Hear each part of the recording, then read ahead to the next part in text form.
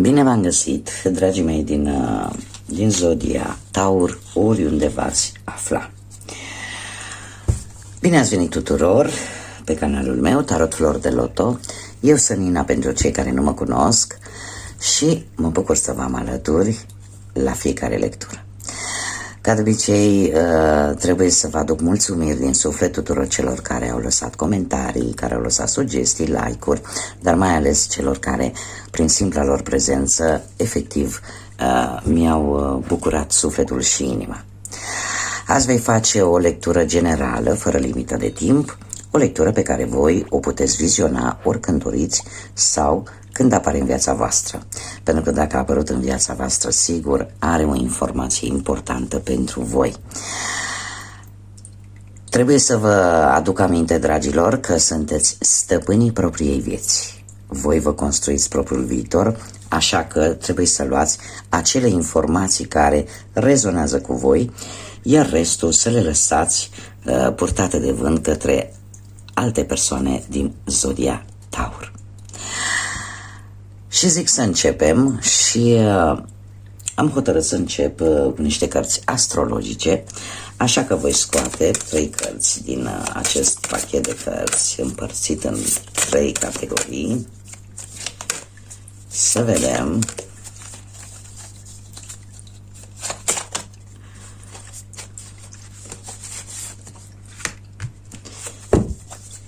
Și avem Zodia Berbec,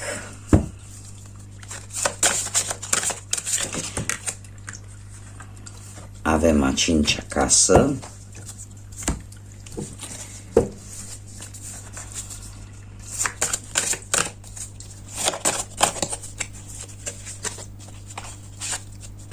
foarte interesant, sunteți foarte dinamici, foarte spontani. Și avem Vesta. Vesta care este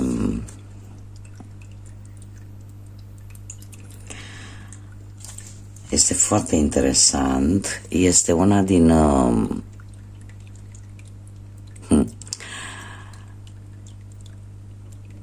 cumva e o constelație. Haideți să luăm cu începutul. Bun, dragilor, avem Berbec în a 5-a casă, care ne vorbește despre lucruri care pe tine te fac să te simți mândru, mândră. Ai acea energie specifică Berbecului, care de multe ori te fac să reacționezi un pic mai impulsiv în ceea ce privește lucrurile astea, cum să spun eu, care le faci cu pasiune, ceva care te face pe tine să te simți special. Este modul în care tu, să zicem așa, te manifesti, poate vis-a-vis de relația ta sau vis-a-vis de relația cu copiii, de ce nu? Sunteți așa, joaca de fapt. Relația cu modul în care tu te relaxezi și lucrurile de care tu te simți mândru, realizările pe care tu le faci. În același timp avem, cum am mai spus, pe Vesta, care ne vorbește de centrul spiritual, demnitatea ta. Se pare că unii dintre voi în acest moment aveți o atracție așa pentru artele oculte, nu știu, pentru yoga, poate pentru meditație și vreți un timp doar pentru voi și pentru ceea ce vouă vă place să faceți. Atât Casa 5-a cât și Vesta ne vorbesc despre același lucru, doar că se pare că sunteți într-un moment în care această energie care te înconjoară, această dinamică, cumva parcă te împiedică, da, să faci aceste lucruri simple, dar care îți aduc atât de multă liniște și atât de mult echilibru. Totuși, Vesta reprezintă atât focul cât și pământul. focul care îți dă încredere și comoditate, iar pământul care îți dă demnitate și liniște. Iar tu fiind un semn de pământ, lucrul ăsta deja îl înmulțim cu 10, la puterea 10. Așa că se pare că unii dintre voi în acest moment sunteți foarte cumva vă doriți să aveți timp pentru voi, vă doriți să faceți ceva pentru corpul vostru, pentru mintea voastră, dar nu este ceva foarte, cum să spun eu, foarte amplu, da? Sunt lucruri simple, dar care vouă vă aduc acea liniște și acel echilibru. Haideți să vedem ce mesaj au și zânele pentru voi, ce ne mai pot spune zânițele pentru dragii mei din Taur. Un mesaj, te rog, pentru Zodia Taur. Cred că avem chiar 2. Da. Și haideți să vedem, avem 39 și 40 și credeți-mă că sunt super amestecate cărțile. Avem o creștere, dragilor, și haideți să vedem de ce. Voi începe cu numărul 39, care prin reducere pitagorică ne va da un 3. Despre ce ne vorbește numărul 3, cifra 3? Despre intuiție, despre a-ți da seama de ceva important. În același timp ne vorbește de optimism, de a fi spontani și de o situație care poate implica mai multe persoane. Posibil unii dintre voi să aveți nevoie de o anumită îndrumare într-o anumită situație, de o anumită orientare.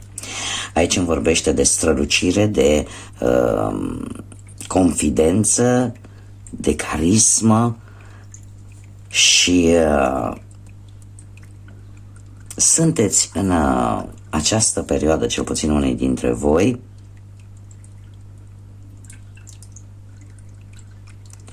într-o schimbare. Dragilor, lucrurile vor evolua. Și o să vedem imediat și ce ne spune tarotul, dar cu această carte, cu numărul 40, care este un 4, ne vorbește de stabilitate, de acea necesitate de a face ordine, poate în viața voastră, în mintea voastră, în relația voastră, de a lua acțiune. De a lua acțiune și a vă planifica mult mai bine.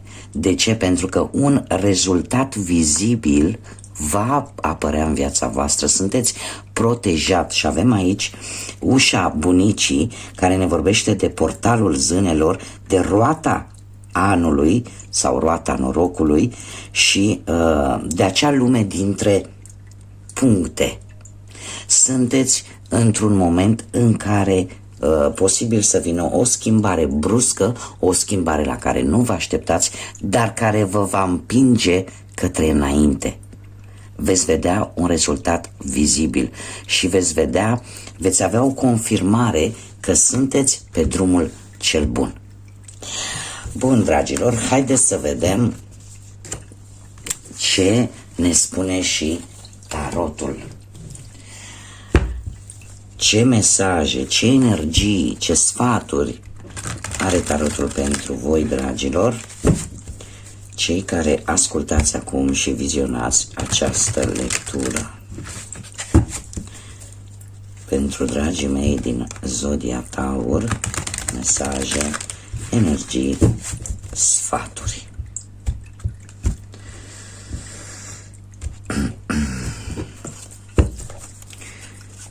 Și avem un as de bâte, carul, așa să ne apropiem un pic, un 8 de bâte, un 5 de spade, un 3 de monede, o regină de monede, spânzuratul, 10 de cupe, 7 de spade și 5 de bâte. Bun.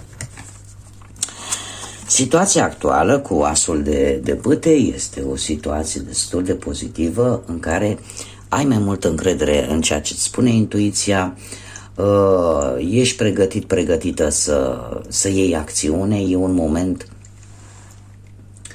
aș zice eu, un moment cheie.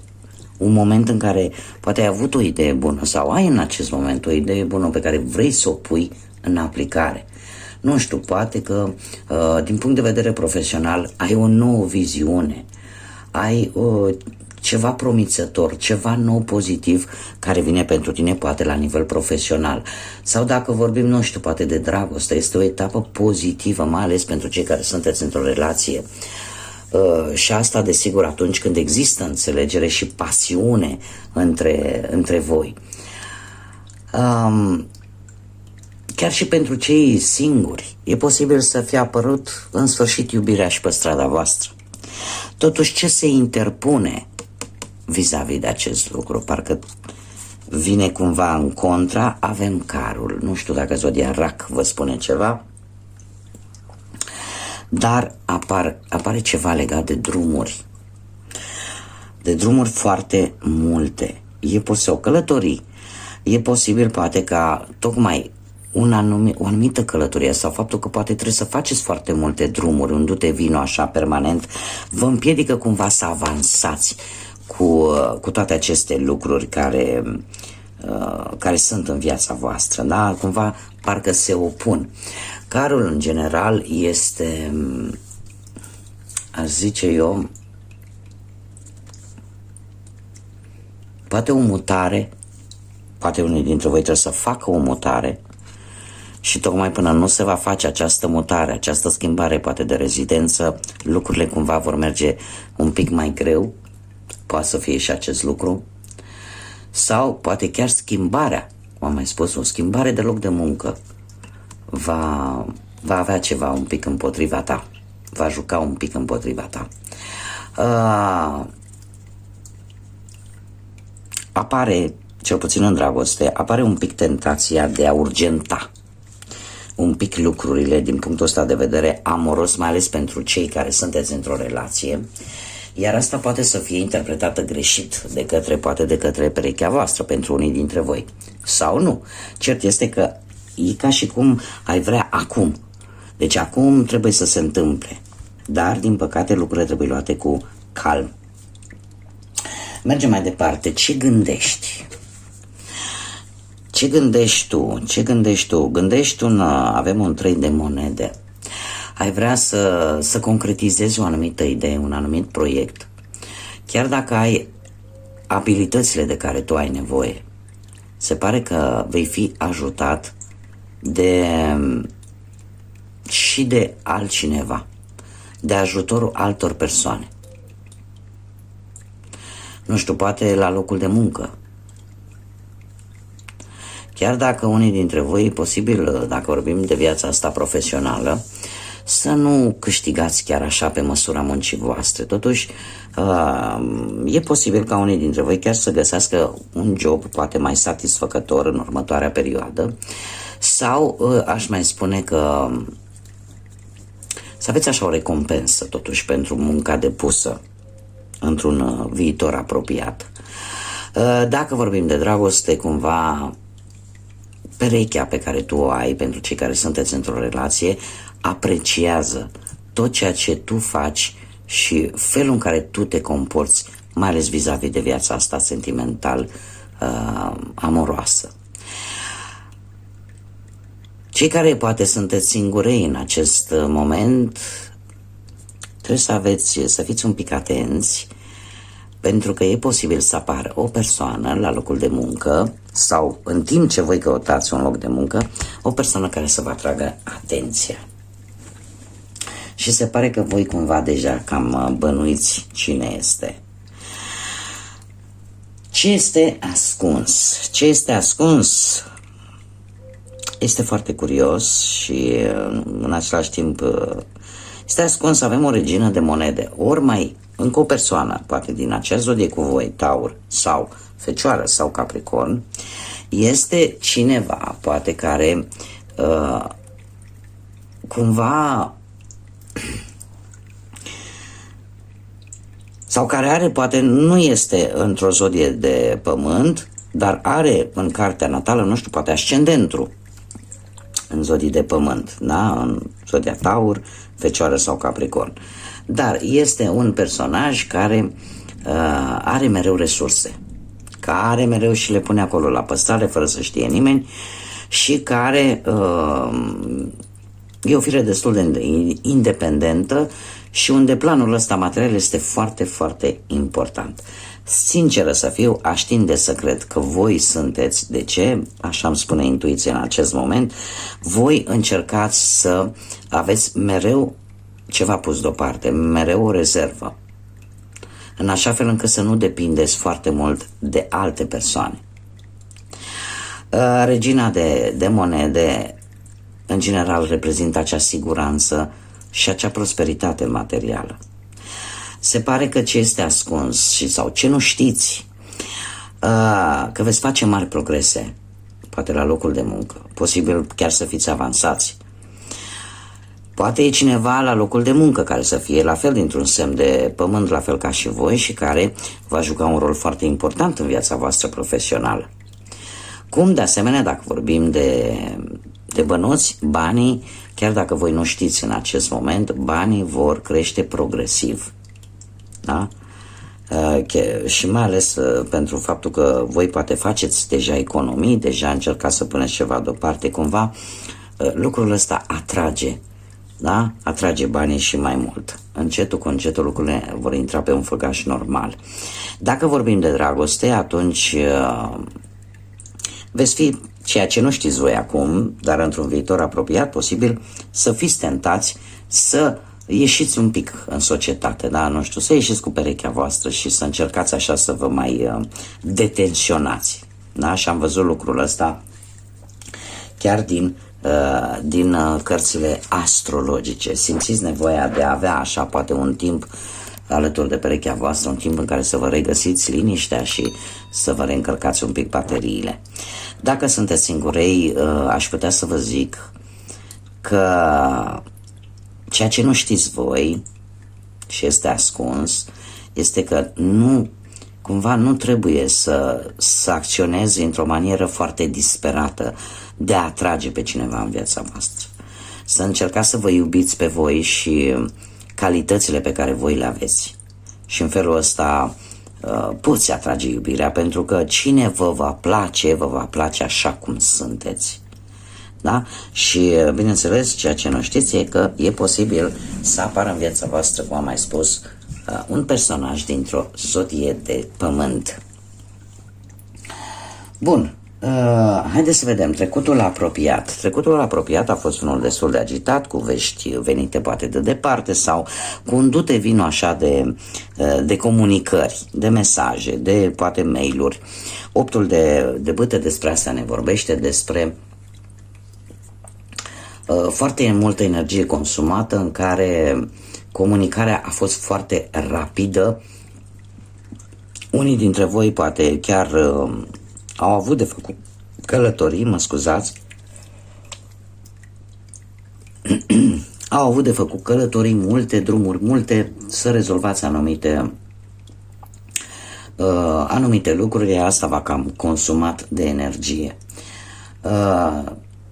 V-ați dat seama că poate din punct de vedere profesional direcția era bună, rezultatele rapide au venit așa cum poate tu te-ai gândit.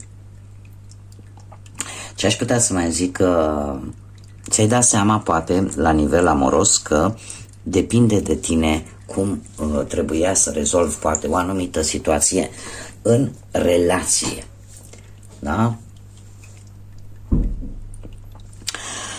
Și aș spune pentru cei singuri s-au cam învârtit într-un trecut nu foarte îndepărtat în relații foarte rapide, foarte pasionale, dar care cumva parcă nu au avut acea stabilitate emoțională, da?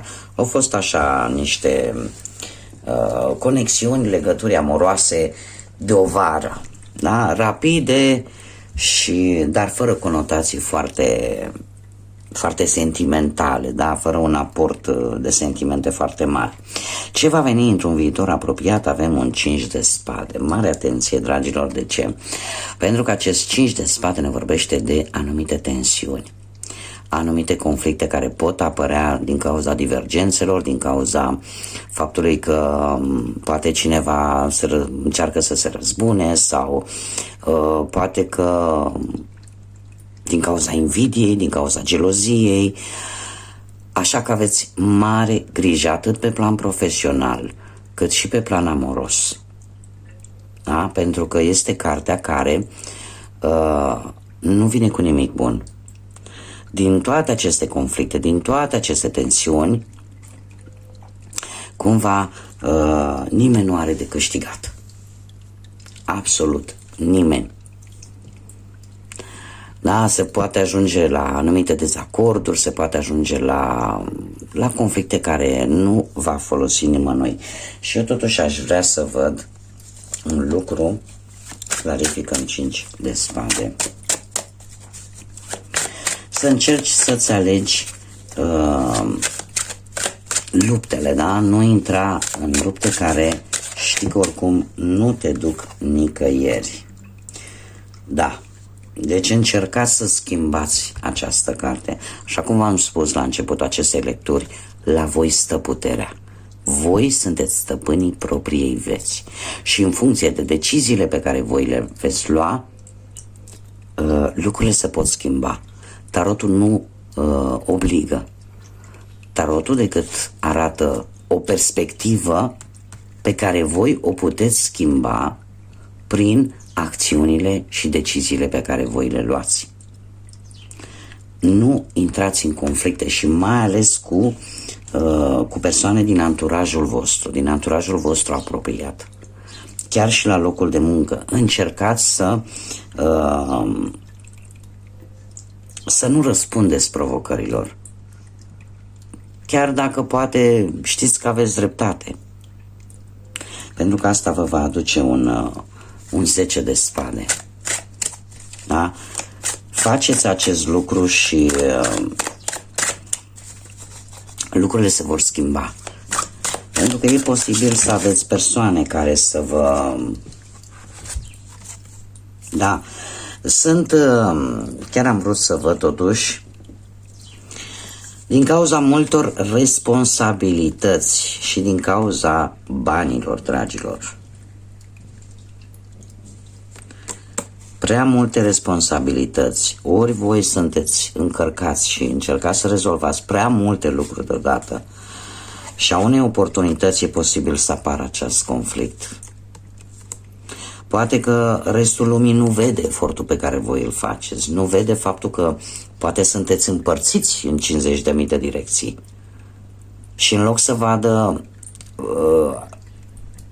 ideea că, dom'le, hai să ajutăm, hai să facem, să-l ajutăm pe Taur să ducă toată această greutate. Da? O discuție vis-a-vis de o oportunitate legată de bani. Dar, cum am mai spus, alegeți-vă bătăliile, alegeți-vă luptele și nu intrați în conflicte în următoarea perioadă. Ce ar mai fi de spus? Haideți să vedem. Cum vezi tu această situație? Un pic blocată. Un pic blocată o vezi și aș zice că e un pic firesc să fie așa. De ce? Pentru că la un moment dat când te afli în miezul problemei, nu poți să-ți dai seama exact amploarea respectivei probleme sau situații și atunci spânzuratul vine și cu un sfat și anume încearcă să privești această situație dintr-o altă perspectivă. Poate unii dintre voi au renunțat la propria voință. Se sacrifică să facă lucrurile să funcționeze. Acum ce să vă spun? De multe ori sacrificiul poate să merite efortul și să fiți răsplătiți pentru tot ceea ce voi sacrificați în viața voastră, sau se întâmplă să nu fie așa și atunci acest sacrificiu este văzut ca o slăbiciune și este tratat ca atare. Spânzuratul în prim plan îmi vorbește despre a suspenda, o anumită decizie, au o mai întârzia. Cam așa vezi tu situația. Încerci să amâni o anumită decizie care pentru tine era importantă, dar o faci pentru că știi că trebuie să faci poate un sacrificiu. Și este foarte interesant. De ce? Pentru că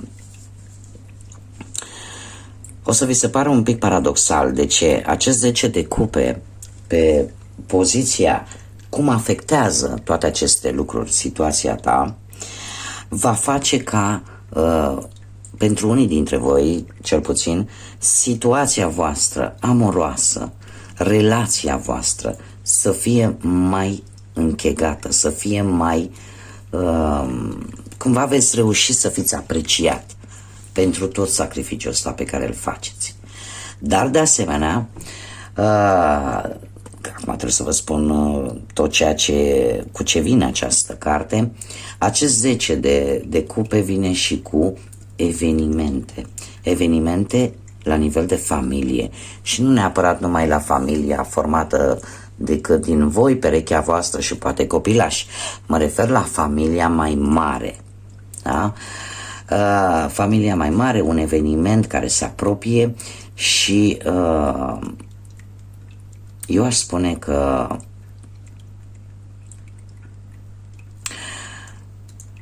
ești important acolo unde tu îți desfășori activitatea. Oamenii au încredere în tine. E posibil poate chiar dacă unii dintre voi gândiți negativ, poate față de relația voastră sau de persoana cu care voi vă împărțiți viața, se pare că nu ai motive de preocupare. Cred că altele sunt cauzele. Da? Dacă aveți așa ceva gânduri negre vis-a-vis de relația voastră.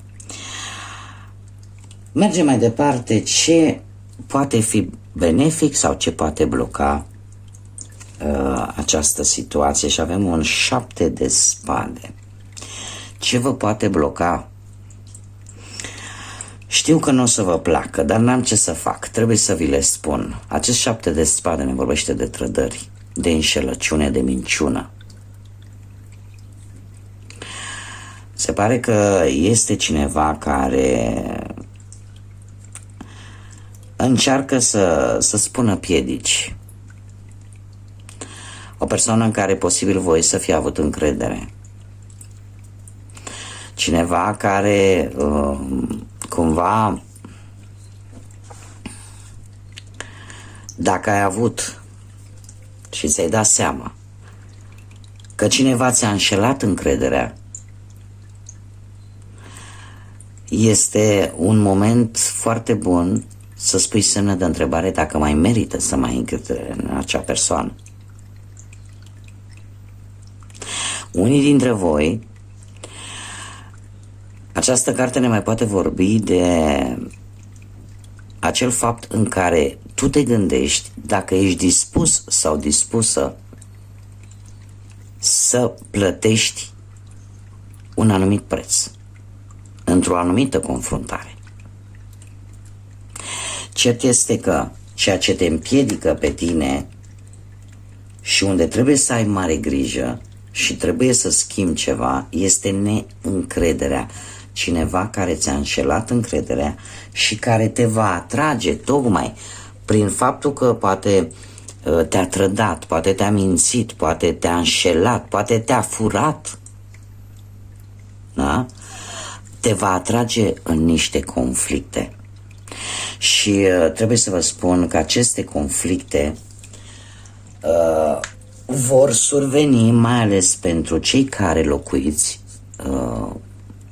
Apare o influență aici foarte mare a mai multor persoane. Pentru cei care locuiți sub același acoperiș, poate cu alți membri ai familiei sau cu alte persoane, dar cumva cum să spun eu, locuiți la comun, ca să zic așa, sub același acoperiș. Așa că mare grijă. Cum bine am văzut și aici este valabil, sunt situații care vin din exterior. Sunt situații pe care voi le puteți evita atât cât puteți de mult. Haideți să vedem care e mesajul Universului pentru voi, dragilor. Mesaj, te rog, pentru dragii mei din Zodia Taur pentru următoarea perioadă. Un mesaj pentru cei din Zodia. Ia să vedem. Ce mesaj are Universul pentru voi? Se pare că cât de curând vei fi foarte plăcut surprins de cum se vor desfășura lucrurile și felul în care vei primi aceste lucruri pozitive în viața ta. Totul se va întoarce în favoarea ta. Ai încredere în acest proces și ai să vezi cum lucrurile se vor deschide în fața ta. Se vor deschide pentru tine. Eu acum, așa ca și o experiență personală, trebuie să vă spun că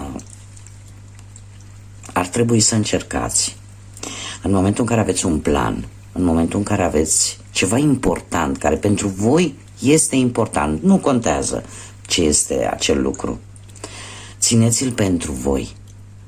Nu mai dați sfară în țară, nu mai răspundeți. Sunt persoane care apar în viața noastră și care sunt așa cicălitoare și care în permanență te tot iscodesc și ce ai făcut și ce ai trăit și tu poate dintr-un, nu știu, spirit de comunicare spui toate aceste lucruri și pe urmă te trezești că de fapt mergeai pe drumul cel bun și dintr-o dată ceva te blochează. Asta e din cauza energiei acelor persoane. Invidia este un păcat mare care aduce cu sine energie negativă. Deci dacă aveți un proiect, un plan pe care voi țineți cu tot din adinsul, indiferent de ce aspect al vieții vorbim, țineți-l pentru voi până în momentul în care îl vedeți împlinit. Cum se spune în popor, până când te vezi cu saci în căruță, nu spune la nimeni.